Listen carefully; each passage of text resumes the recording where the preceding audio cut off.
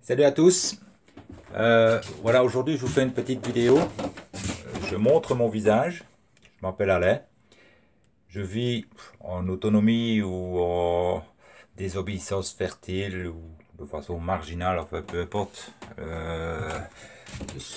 l'étiquette qu'on veut mettre aux gens qui vivent comme nous. Nous allons tous dans le même sens. On essaie juste simplement de préserver notre environnement. Voilà, donc ici je vais vous faire une petite vidéo pour répondre à beaucoup de questions que les gens se posent, qui est légitime évidemment.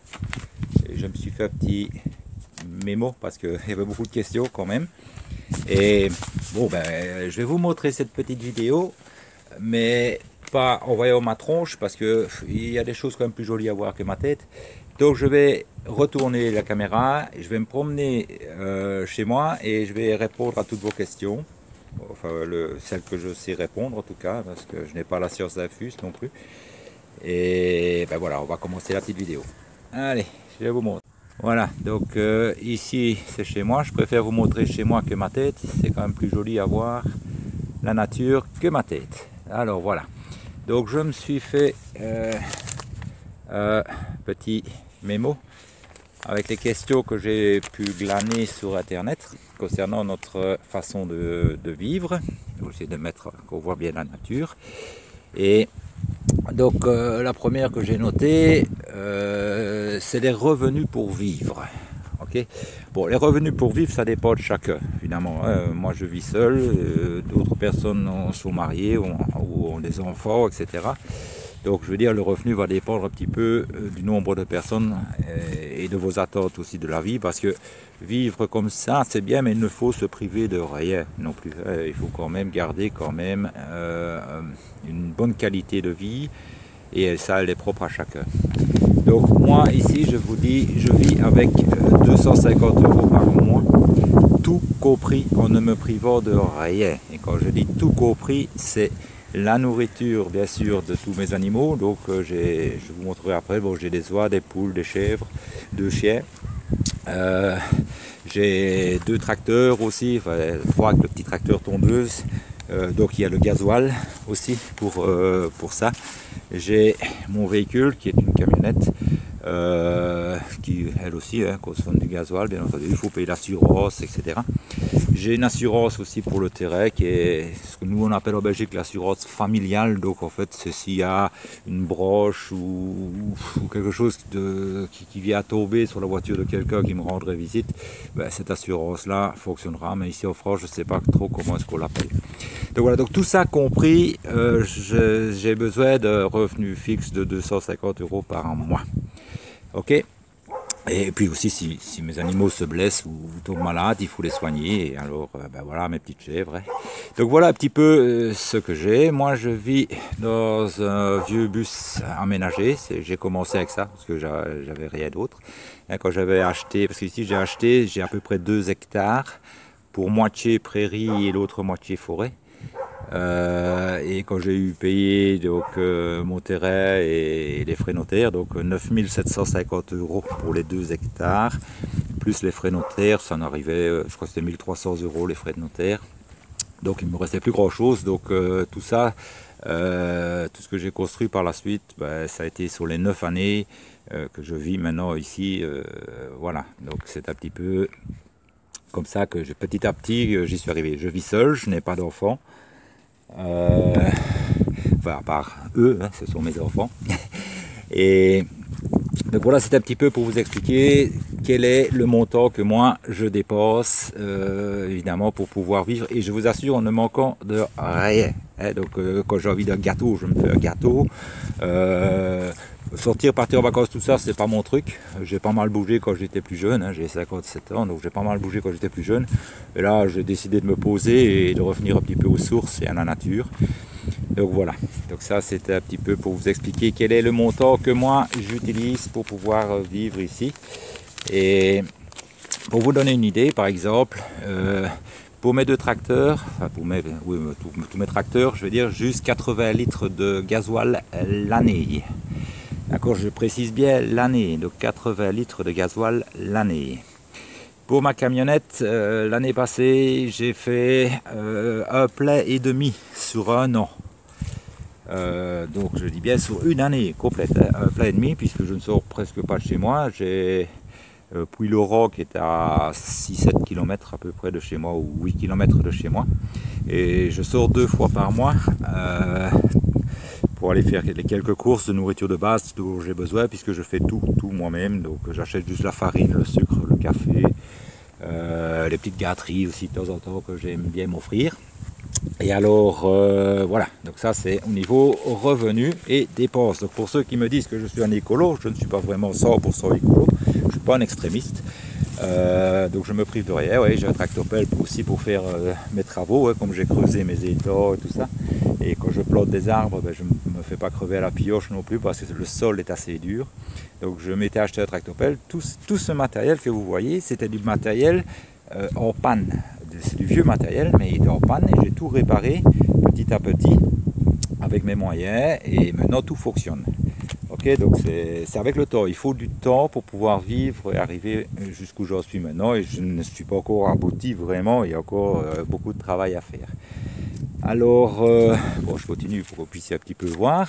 Comme ça, je vous montrerai un petit peu toute la surface dont je dispose. Donc ici, les animaux me permettent d'entretenir un petit peu le terrain. Et comme ça, ben, c'est du matériel. J'ai pas besoin d'utiliser mon matériel pour pouvoir le faire. Les animaux le font pour moi. Et bon, ça me fait gagner aussi du temps. Voilà. Donc là, c'est une petite mare que j'avais creusée. Comme ça, les animaux ils ont toujours à boire. Alors, je vais. Donc ici, je ne sais pas si vous voyez, là, il y a le grillage. Et ça, c'est pour les animaux. Il y a à peu près 4000 mètres carrés. Ici, rien que pour les 3 chèvres. Donc, elles ont de l'espace. Et surtout, ces 4000 mètres que je n'ai pas besoin d'entretenir, puisqu'elles s'en occupent. Ici, avec la tempête qu'on a eue, ben, j'ai eu des arbres qui ont été cassés, explosés. Donc, j'ai dû les couper. Et, bon, je m'en servirai comme bois de chauffage. Enfin, c'est la nature qui me le donne, ce n'est pas moi qui le prends. Voilà, donc ça, c'était pour la première question de revenus. Ensuite, le travail. Ah oui, il y a des gens dans les critiques qui ont dit oui, mais comment est-ce que vous faites, de quoi vous vivez, etc. Vivre de cette manière-là, loin de tout, etc. Enfin, bon, là, la question ne se pose même pas en fait. Hein. On peut très bien aller travailler et le soir on rentre chez soi dans un habitat comme celui-ci. Ça ne change rien du tout la vie, plutôt que de rentrer en ville dans un appartement pourri. Après son travail, eh ben, on peut revenir ici. Donc ça n'empêche pas de vivre comme ceci et de continuer à travailler et à faire sa vie tout à fait normalement. Voilà. Maintenant, il y a des gens qui disent aussi, ouais, vous êtes des chômeurs ou des gens qui ont le RSA ou des trucs comme ça. Il faut quand même savoir une chose, moi je n'ai jamais été chômeur, ni touché du RSA, ni des aides, quoi que ce soit. J'ai travaillé toute ma vie. J'étais chauffeur poids lourd. Et après, j'ai roulé les autocars. En vieillissant, je commence à avoir mal au dos.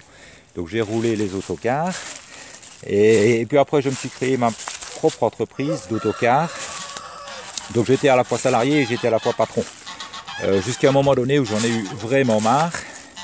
Et là, donc, quand j'ai eu 50 ans, j'ai pris la décision de terminer. Et maintenant, je change de vie et voilà. Donc, j'ai choisi de vivre comme ceci. Alors, il faut savoir aussi que les gens qui touchent le RSA et le chômage ne sont pas ce qu'on appelle des gens qui sont pendus aux couilles de l'État, comme on dit. Hein, des gens qui profitent. Sachez que quelqu'un qui est au RSA touche aux alentours de 500 € par mois. Mais ça, il faut beaucoup de bruit. Et donc, touche 500 € par mois. Alors, 500 € par mois, c'est pas une somme, c'est vraiment pas grand-chose pour vivre quand on vit dans le système. Et l'entièreté de ce que l'État leur verse est redistribuée dans l'économie locale. Donc, ces gens-là, ils profitent de rien. Juste, ils en prélèvent un tout petit peu pour pouvoir bouffer. Mais pour le reste, il faut travailler les gens autour de chez eux. Et comme ils n'ont pas beaucoup d'argent, ils ne partent pas à l'étranger en vacances, dépenser de l'argent dans un pays qui n'est pas le leur. Ok, donc il faut arrêter de dire un petit peu que les gens qui sont au RSA et au chômage, ce sont des gens qui profitent. Non, il faut tourner l'économie tout comme les autres. Donc ça, c'était la deuxième truc que j'ai marqué. Alors, voilà, donc pollution, voilà. Donc là, je l'ai expliqué, donc avec mes tracteurs, oui, je pollue, c'est vrai, je pollue un petit peu, mais très peu, le minimum. Je ne rajeunis pas. Donc faire tout ça à la main, entretenir 2 hectares en étant tout seul à la main, ouais, c'est impossible. Franchement, je n'ai plus la force pour pouvoir le faire, je n'ai plus 20 ans. Et même si je suis encore en très bonne santé, je préfère utiliser les outils de la technologie actuelle, même si c'est un peu passé. D'accord? Donc ça c'est un point de question. Alors qu'est-ce qu'il y a encore? Ah oui, maladie, voilà. Donc maladie, ce que j'appelle par maladie, c'est... ouais, un petit peu par là. Ce que j'appelle par maladie, c'est que les gens disent oui, mais vous devez avoir une sécurité de santé ou une mutuelle, etc. Oui, j'ai un numéro de sécurité sociale comme tout le monde, c'est certain, mais je n'ai pas de mutuelle. Je n'ai pas de complémentaire, je n'ai pas de CMU ou quelque chose comme ça, je ne sais plus ce qu'il y a exactement ici en France. Ben, j'ai rien de tout ça. Et je vous dis, ça fait 9 ans maintenant que je vis comme ça, et plus de 10 ans que je n'ai pas vu un médecin. Et pourquoi tout ça? Ben parce que tout simplement, quand vous avez une bonne qualité de vie, vous mangez sainement, vous n'avez plus du tout de stress. Quand je dis plus du tout, c'est plus du tout, hein, par rapport à la vie que je menais auparavant, et que beaucoup de gens mènent encore pour l'instant, donc plus du tout de stress, etc. Ben vous éliminez déjà, je vais dire 90% de vos maladies. Hein. Donc là, ben, vous n'avez plus besoin d'avoir un médecin. Et alors, ben, de temps en temps, oui, ça m'arrive d'avoir le nez qui coule. Ouais, moi, je me mouche. Bon, là, ça me coûterait non plus. Ça m'arrive aussi parfois de me blesser. Si je travaille avec, dans la forêt, à couper du bois ou quelque chose comme ça, ben, je peux me blesser avec une écharde ou quelque chose comme ça, ou une petite coupure, hein, même peu importe. Ben, qu'est-ce que je fais? Ben, je nettoie, je désinfecte et je me sparadrap. Hein. Puis voilà, et si j'ai un peu mal la tête, ben, je me prends une aspirine, et puis c'est tout. Hein. Voilà, mais je vous dis, 10 ans ou moins que je n'ai pas vu de médecin, et la dernière fois que j'ai vu le médecin, c'est parce que je jouais tennis de table et qu'il me fallait une attestation médicale comme quoi je pouvais faire ce sport. Donc c'est la dernière fois que j'ai vu le médecin, c'était pour ça. Et je vous dis, j'ai 57 ans et je suis fumeur aussi, donc très peu hein, maintenant, parce que comme je ne vis plus dans le stress, automatiquement ben, j'ai diminué presque par 3 ma consommation. Voilà. Maintenant je fume juste pour le plaisir, voilà.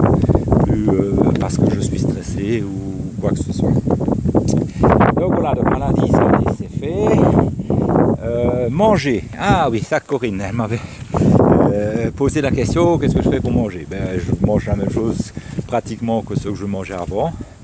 Donc la seule chose qu'il y a, c'est que bon, je ne mange pas de viande, parce que je respecte beaucoup la vie animale, mais de viande, on va dire viande de mammifères, donc au sang chaud, donc ils sont un peu comme nous en fait quelque part, donc ça je ne mange pas, mais je mange du poisson, je mange des fruits de mer, je mange des œufs, je mange toutes les préparations qu'on peut faire avec du lait, du fromage, etc.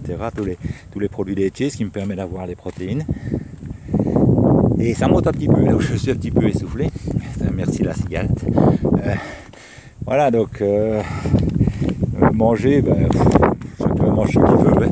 Moi, je ne suis pas trop pour manger des légumes.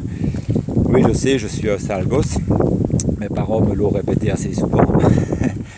Mais bon, je n'aime pas trop les légumes. Je mange 2-3 légumes peut-être. Les haricots, les petits pois et la choucroute. Voilà, c'est ce que je mange en légumes. Pour le reste, ben, je diversifie un petit peu des pommes de terre, bien entendu. Voilà, donc comme ça ici on arrive presque au bout de ma propriété. Hein, donc elle est là au bout. Oui, la ligne d'arbre là-bas au bout, c'est la fin de chez moi. Hein, donc tout ça c'est aussi chez moi. Là c'est chez moi. Et là sur la descente, là derrière les arbres, là sur 50 mètres. 30 mètres de large et 50 mètres de profond, c'est encore chez moi aussi. Donc voilà, ça c'est ce que j'ai au niveau de la propriété. Et alors, donc comme je vous disais au début, ça m'a coûté 9 750 €. Le terrain, plus les frais notaires, plus ou moins 1300 €. Il faut savoir une chose, c'est que ces terrains, ce ne sont pas vraiment des terrains agricoles. Okay, ce sont des terrains qui ont été auparavant des anciennes vignes et qui, par leur accès peut-être un peu plus compliqué, ou peut-être parce que le sol n'était pas vraiment fertile, ça a été abandonné et ça a été laissé en friche. Okay, donc friche, terre abandonnée qui a été... Voilà, je reprends la vidéo parce que ça s'était arrêté, je n'avais plus d'espace de stockage. Donc voilà, donc je reprends où j'en étais. Je disais que ce sont des friches, donc des terres abandonnées. Donc si vous vous lancez dans un projet, bah, c'est toujours mieux de choisir un endroit qui a été détruit par la société, par la pollution ou autre, et essayer de lui redonner des couleurs, de redonner de la vie, ramener de la vie, ça c'est important. Au moins comme ça vous ne faites pas de mal à qui que ce soit.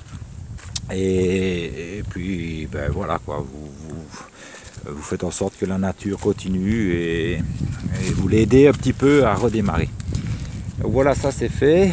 Ce que je voulais aussi vous dire, ah oui, au niveau de l'administration, ouais, pensez bien qu'elle ne va pas vous lâcher facilement et qu'elle va essayer de vous retenir parce que vous n'êtes plus quelqu'un vraiment de productif pour eux et eux ne voient que l'argent. Alors sachez une chose, c'est que l'argent n'a absolument aucune valeur. Ça je vous le dis très clairement et par expérience. L'argent n'est qu'un outil de manipulation des masses. D'ailleurs, on vous fait faire n'importe quoi pour de l'argent. Et quand on voit le monde comment il tourne, on a compris. Donc, il en faut de l'argent dans le monde actuel, ça je ne critique pas. Mais les sommes qu'on a vraiment besoin pour vivre, je ne pense pas qu'elles soient vraiment celles de l'ordre à laquelle vous pensez. Donc, avec très peu d'argent, on peut arriver à très bien vivre. Et voilà, donc c'est un petit peu ça.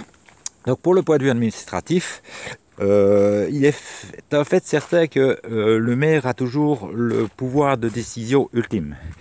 Donc si vous choisissez d'acheter un terrain qui se trouve sur une commune où le maire est fait du même bois que les gens qui nous critiquent, je vous dis tout de suite abandonnez parce que ça va vous créer beaucoup de problèmes, etc.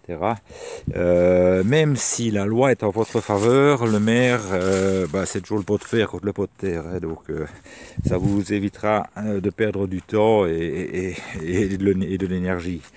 Donc choisissez plutôt un maire qui est plutôt ouvert, qui est plutôt de notre côté plutôt que contre nous, ou un maire entre les deux. Mais de toute façon, il y a une chose que vous devez savoir, c'est que à partir du moment où vous êtes discret, vous n'emmerdez personne. Vous vivez sans réclamer quoi que ce soit. Vous n'allez pas à la mairie demander pour être accordé à l'eau. Vous ne demandez rien. Enfin, vous vous faites très discret.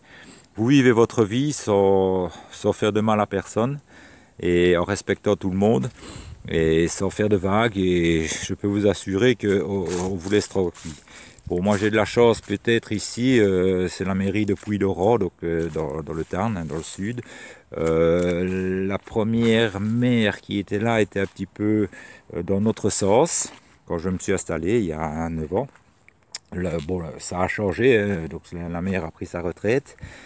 Et alors, ça a été remplacé par un autre maire.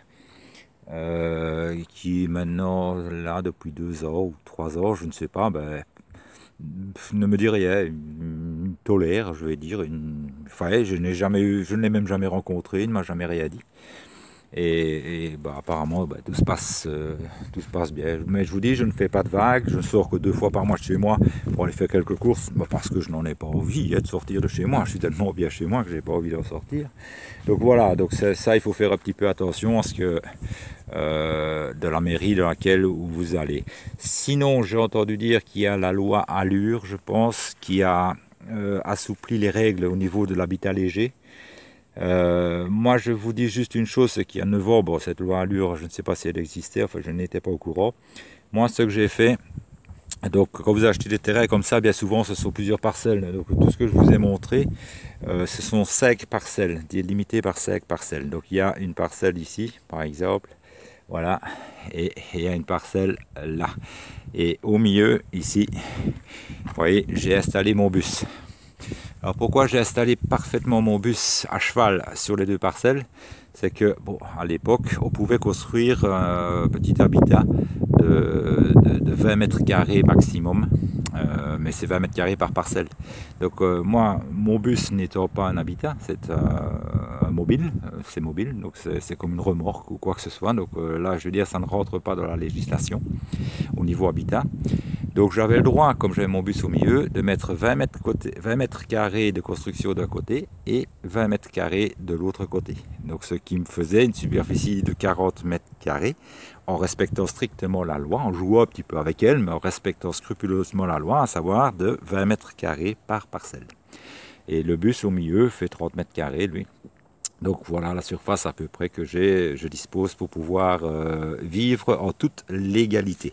Donc je fais toujours très attention évidemment dans quoi, quelles que soient les choses que je fais, d'être toujours dans la parfaite légalité, de façon à ce qu'on ne puisse pas avoir un moyen de vous embêter ou quoi que ce soit. D'accord ?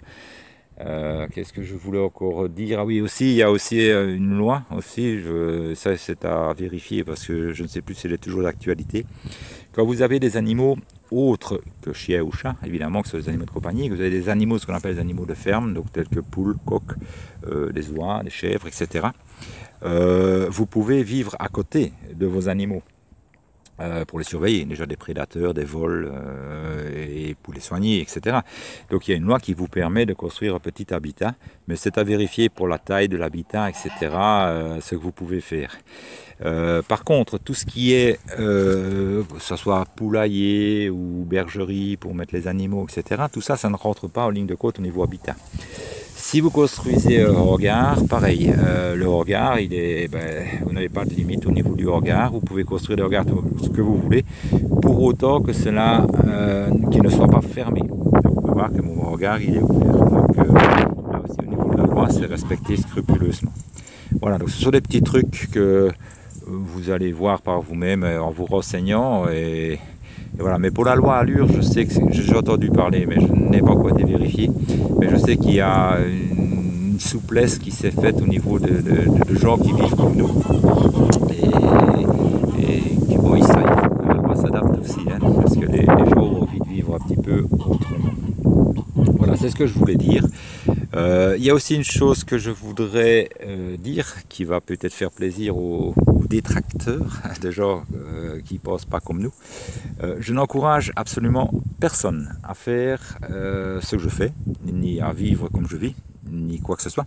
Parce que le problème qu'il y a, c'est si beaucoup de gens font comme nous, ce sera bien pour la nature, certes, mais ce ne sera pas bien pour nous. Pour la simple et bonne raison que les gens qui ont du pouvoir, les élus, etc., ça ne va pas leur plaire. Évidemment, parce que c'est des revenus, évidemment, puisqu'on vit avec ce que nous produisons, donc ce sont des revenus en moins pour eux, et eux vivent de notre travail. Donc ça ne va pas leur plaire.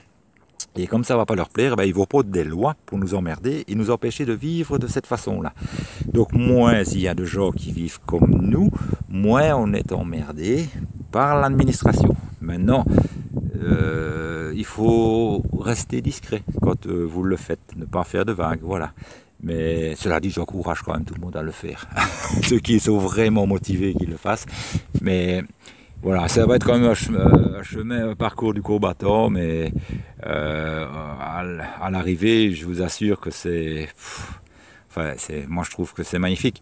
Mais bon, il y a des gens qui aiment vivre en ville, il y a des gens qui aiment bien vivre entourés d'autres gens, d'autres qui vivent en ermite un peu comme moi. On est tous différents, donc chacun, même ceux qui nous critiquent, ils ont le droit de vivre comme ça. S'ils aiment critiquer, on doit respecter leur choix de critiquer. De toute façon, c'est toujours constructif, puisque une critique, on peut aussi essayer d'essayer de la comprendre et essayer d'améliorer pour que tout le monde puisse vivre main dans la main. Et de toute façon, l'important c'est que on vive heureux. parce que c'est ça qu'il faut, c'est vivre heureux. Et si chacun peut vivre de la manière dont il a envie et qu'il soit heureux, que ça soit un homme qui aime les hommes, une femme qui aime les femmes, que ce soit un homme de couleur, que ce soit une religion ou une autre religion, l'important c'est d'être heureux dans ce qu'on vit, dans notre choix de vie, et surtout ne pas critiquer et respecter l'autre, c'est ce qu'il y a de plus important. Voilà. Allez, je vous fais une grosse bise à tous, et si vous avez encore des questions, si vous voulez, je vais vous donner mon adresse mail. C'est une adresse mail que je créais uniquement pour pouvoir répondre à des questions, donc c'est pas mon adresse mail personnelle. Vous écrivez simplement très libre au pluriel avec S, donc libre au pluriel, donc très libre avec le numéro @gmail.com, et je répondrai à toutes les questions que vous pourriez me poser ou toutes les critiques que vous pourrez me faire. Allez, gros bisous à tous et bonne journée à tous, et surtout soyez heureux.